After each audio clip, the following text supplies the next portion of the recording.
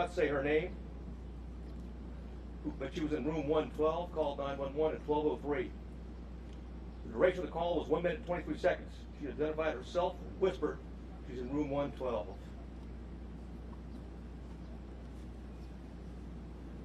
At 12:10,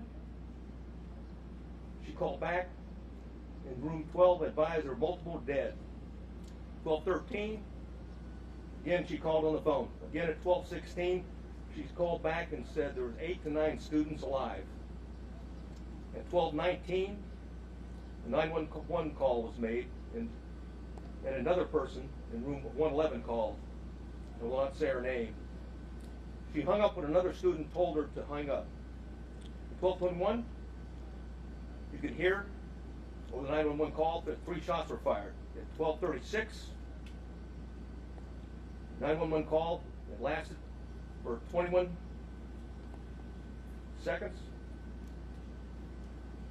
The initial caller called back, student, child, called back, was told to stay on the line and be very quiet. She told 911 that he shot the door.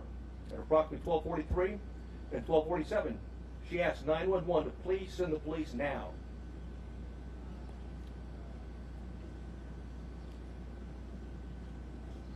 At 12:46, she said she could not, that she could hear the police next door. At 12:50, shots are fired. They could be heard. It was a 911 call. And at 12:51, it's very loud and sounds like the officers are moving children out of the room. At that time, the first call that called was outside before the call cuts off.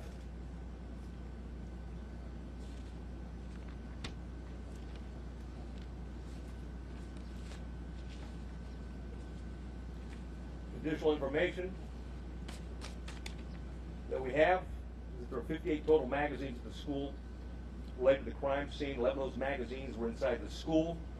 3 were on the suspect's body. 2 in room 112, 6 inside room 111. 5 were on the ground, 1 was in the rifle. There were 32 magazines outside the school, but on school property. 1 just outside the school building, and 31 in the suspect's backpack that he did not take into the classrooms with him. There's 15 magazines at the crash site. There were 2 magazines at the suspect's residence for a total of 60 magazines. He had purchased and had a total of 1,657 total rounds of ammunition.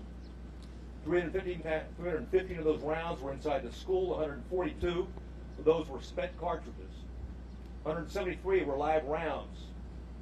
922 were outside of the school, but on school property. 22 of those were spent cartridges. 900 were live rounds. 422 were at the crash site. 22 were spent cartridges. 420 of those were live rounds. There's 35 spent law enforcement cartridges total in the school. 8 of those were in the hallway. 27 were inside the classroom. 111 where the suspect was killed.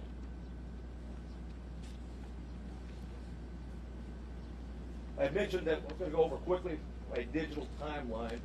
One of the things we talked about early, and I want to correct something that was said early on in the investigation, is that he posted, on Facebook publicly that he was going to kill that he was going to shoot his grandmother. And secondly, after that he was that he had shot her, and the third that he was going to go shoot up a school. That did not happen. It was actually on a message. It was a Facebook application, messenger application to somebody else that he had a conversation with.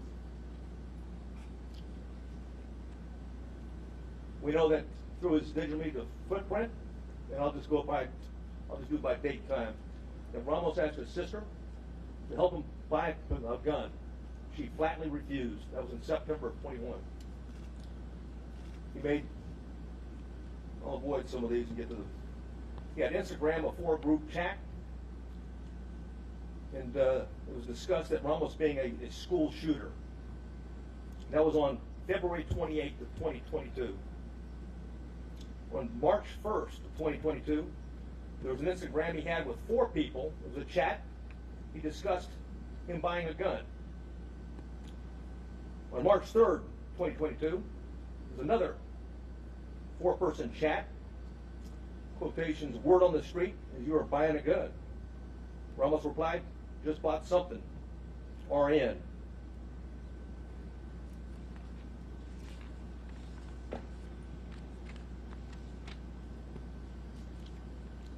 on March 14th, and there was an Instagram posting by the subject, in quotations, 10 more days. The user replied, "Are you going to shoot up the school or something?" The subject replied, "No, and stop asking dumb questions and you'll see."